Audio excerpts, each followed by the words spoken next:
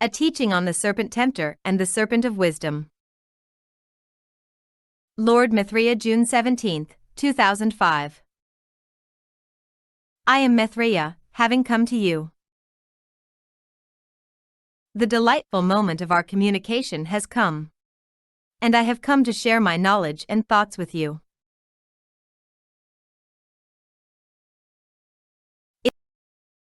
It is always possible to find divine manifestations in everything surrounding you in your world.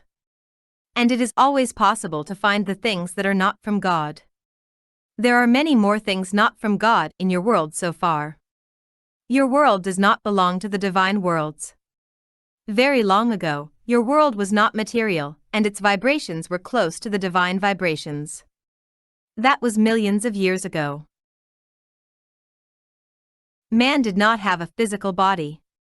Everything around him was like a garden in paradise. Man lived like a plant. The consciousness of man was irreproachable. And everything was fine except for one little thing: man did not have a mind. But since man did not have a mind, he was not able to create. He could not create and he could not evolve. The existence of man was like that of animals. The higher cosmic forces were no longer able to maintain the existence of man who had no mind and, consequently, had no opportunities for his development. Therefore, the sons of the sun, the sons of wisdom, descended into the bodies of the humans and endowed them with the opportunity to obtain mind, the fire of reason, with the help of which man acquired an ability to create like gods. I am giving you this legend in an uncomplicated way for your present level of consciousness in order to help you to comprehend your own history best, the moment which served as the beginning of your fall into the matter.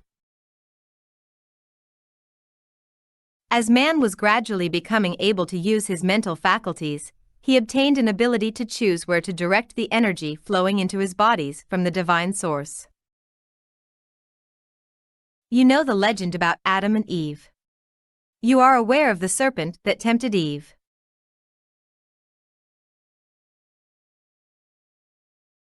But you think it was someone outside you. In fact, so it was. Man got his mind from outside of himself. The masters of wisdom, the masters of mind, descended into the bodies of people to endow them with mind. Man had been an irrational being before that event. But after that event, man became conscious of self. He began to make choices consciously. And at exactly the moment after having been endowed with mind, man started to create karma.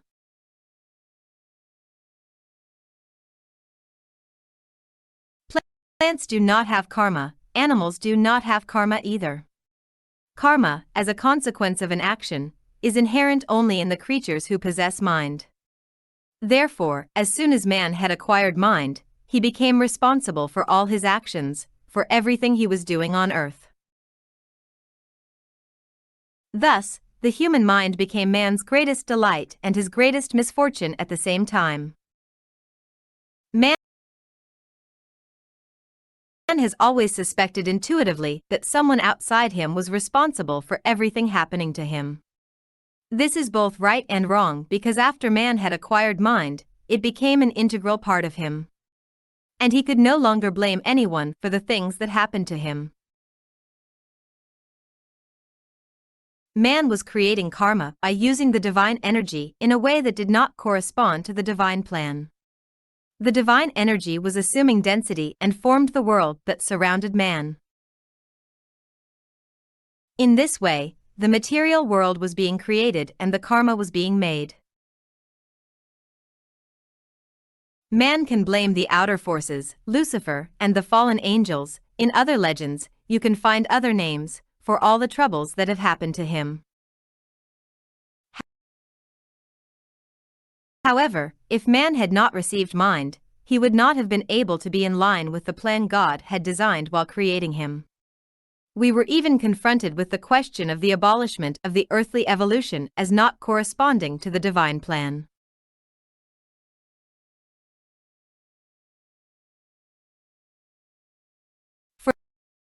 For that reason, it is not logical to blame those who gave you a chance to continue your evolution for all your sins. In reality, after a human had been endowed with a spark of reason, the karma of his wrong actions started to fall upon both this human and the master who had sacrificed his particle to him. As a result, everything has been intertwined, and everything can be untangled only after man has had enough of his share of pleasure in the illusion created by him, and is able to realize the higher path that exists and is predetermined for him.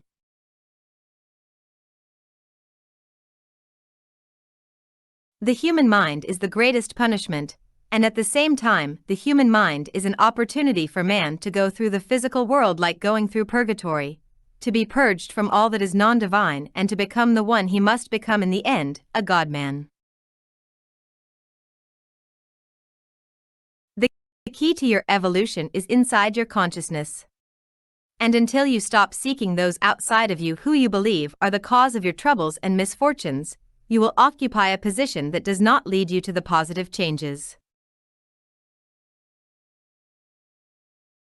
You can reason very long upon whom is to be blamed for the recent hurricane that swept away hundreds of thousands of human lives. But until you roll up your sleeves and start working to eliminate the impact of this hurricane, nothing will change.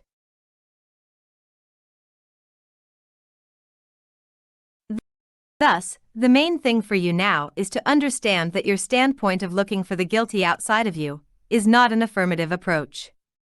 You must understand that nobody but you is responsible for everything that happens in your life.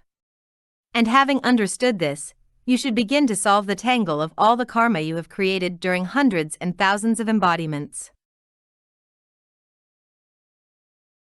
You work off your karma every second of your stay on earth. When you overcome an outer situation within your consciousness and come up with a right inner attitude to everything happening around you. Therefore, the sooner you stop seeking the guilty outside of you, the sooner you will be able to overcome the limits of space and time that you have created for yourselves. The earth is like a huge anthill. And every single individual on earth is connected with every living being on the planet. Our task is like that of the sun that covers your anthill with light and sends you its vivifying rays. And these rays make you wake up, stretch your limbs that are asleep after the night, and move and perform the work you should perform.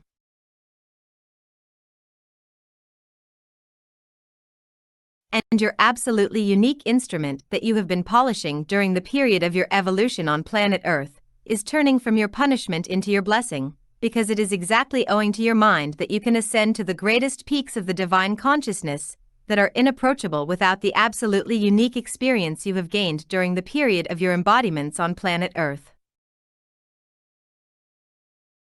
Your mind is the very thing that has cast you into the whirlpool of materiality, and your mind is the very thing that will help you to get out of this whirlpool of materiality. And the divine qualities of your mind that you have obtained during the period of your wandering in the material world will remain in transit together with you to the other world, the higher world. But you yourselves must give up the lower qualities of your mind represented by your carnal mind.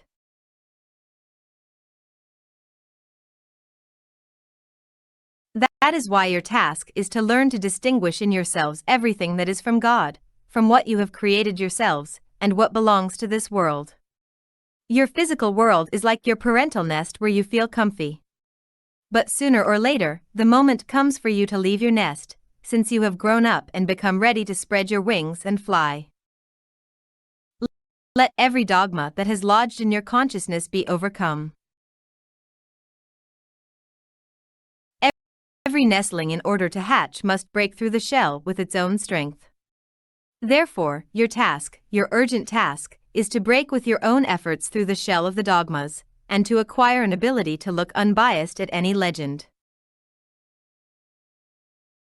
Your mind, your reason is the very serpent tempter that seduced you onto the path that you choose to go through on planet Earth.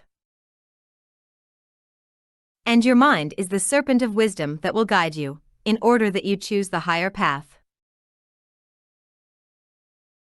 Just think whether the time has come for you, and whether it is high time to start exerting your every effort to break through the shell of the dogmas and ignorance. Think over the dual meaning of the symbol of serpenthood, the serpent tempter and the serpent of wisdom. You have been descending, but the time has come for you to start ascending. I am Maitreya, your guru.